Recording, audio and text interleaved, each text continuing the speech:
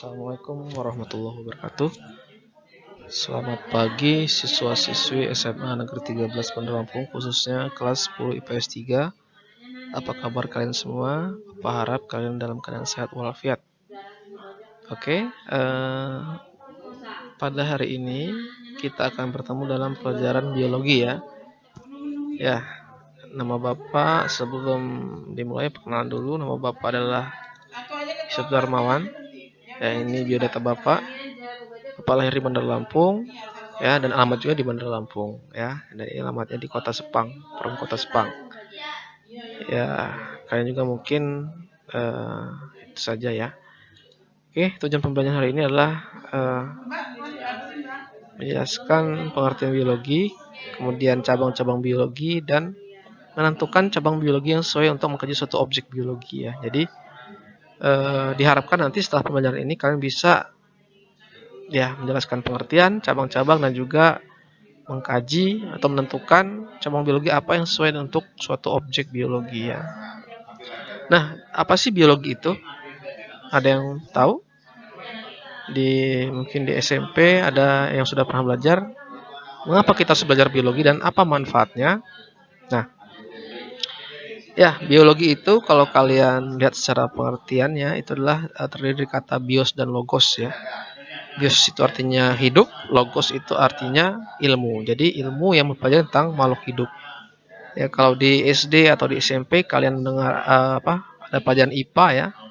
Maka IPA sendiri itu terbagi-bagi menjadi beberapa cabang. Nah, salah satunya adalah biologi. Ya, jadi biologi ini bisa kita katakan cabang dari IPA, khusus mempelajari mengenai makhluk hidup. Nah, karena makhluk hidup itu sendiri cukup banyak ya. Jadi biologi itu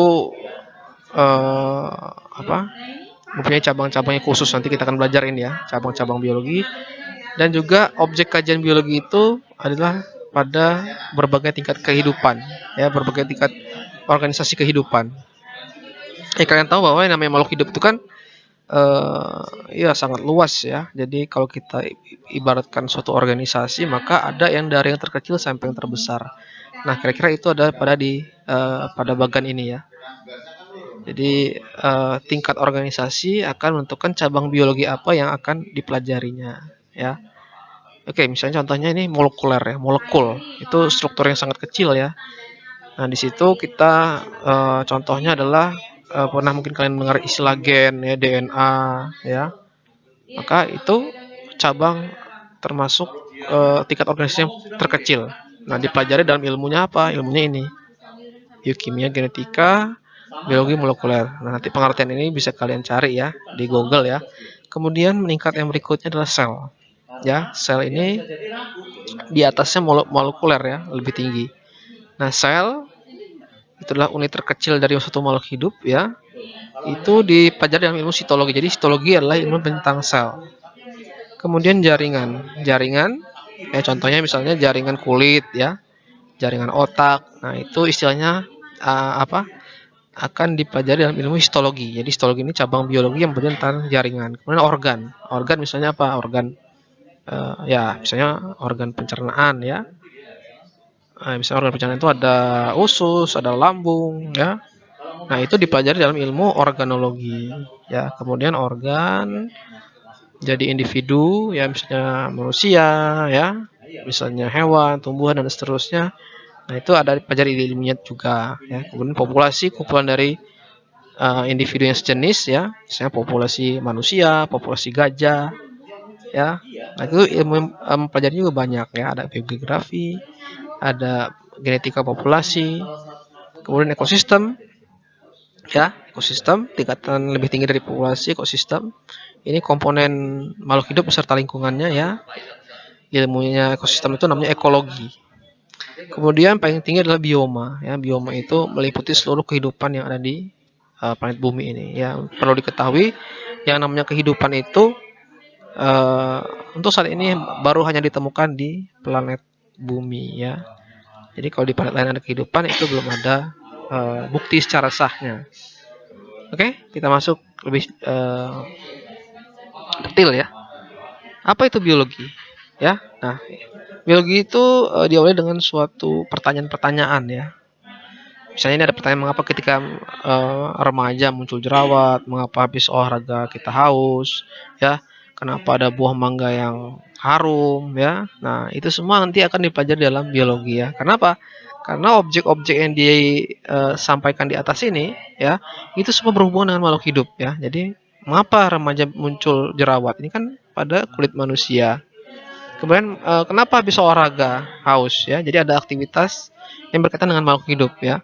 Kemudian kenapa buah mangga yang matang harum baunya ya? Nah, itu semua akan dipelajari di biologi ya. Jadi objek kajiannya itu tentang makhluk hidup.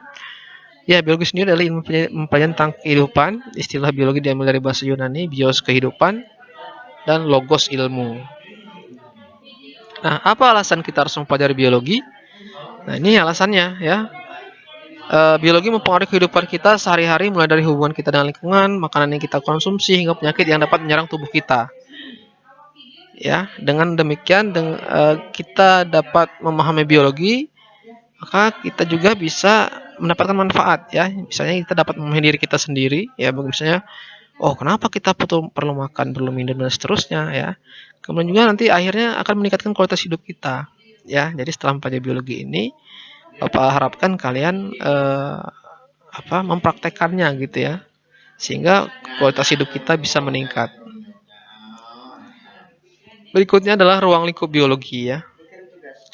Ruang lingkup biologi merupakan bidang ilmu yang cukup luas ya, atau saya bilang tadi adalah bagian dari IPA ya. IPA sendiri ada macam-macam, ada kimia, matematika, fisika dan seterusnya. Nah, karena ruang lingkup yang luas, ilmu biologi juga berkembang dan nanti juga akan membentuk cabang-cabang ilmu biologi dengan ada kriteria-kriteria tertentu, yaitu tingkat organisasi kehidupan, kelompok organisme, aspek kehidupan, dan seterusnya. Ya, oke kita lanjutkan. Ya, ini misalnya adalah cabang ilmu biologi yang berhubungan dengan tadi dengan organisasi kehidupan tadi ya, yang di slide ini tadi. Ya, ini tingkat kehidupan, organisasi kehidupan. Jadi ada organisasi ya dari yang terkecil tadi ya, molekuler ya. Kemudian sitologi mengkaji sel, histologi jaringan, anatomi, organ, ya, pulmologi paru-paru, biologi perkembangan individu. Jadi ini adalah cabang-cabang biologi ya. Berikutnya cabang biologi yang mengkaji suatu kelompok organisme. Jadi misalnya suatu makhluk hidup dikelompokkan berdasarkan ciri-ciri atau persamaan tertentu. Ya, nah itu ilmunya pengelompokan itu ada namanya ilmu taksonomi. Kemudian ada virologi khusus mempelajari virus ya, misalnya ya sekarang virus COVID-19 ya, virus corona dipelajari dalam cabang biologi apa ya, virologi. Kemudian mikrobiologi mempelajari mikroorganisme, mikologi jamur, botani ya, ini botani tentang tumbuhan ya, ada paku, teridologi, ada lumut, briozoologi. Kemudian ada ilmu cabang biologi yang mempelajari tentang hewan disebut zoologi. Nah, hewan kan banyak. Nah, itu ada cabang-cabangnya lagi ya, yang lebih spesifik. Tentang serangga disebut entomologi, ikan ichtyologi, kemudian reptil dan amfibi, herpetologi, unggas burung, ornitologi, kemudian ada ini mamalogi ya, mamalia.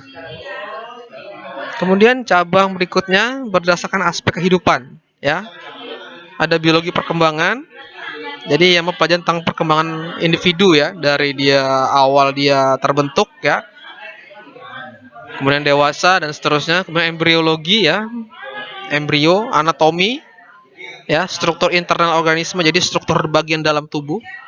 Kemudian fisiologi, fungsi-fungsi yang terjadi pada kehidupan organisme, misalnya bagaimana sih cara kita berbicara, cara kita mendengar, cara kita merasakan sesuatu ya.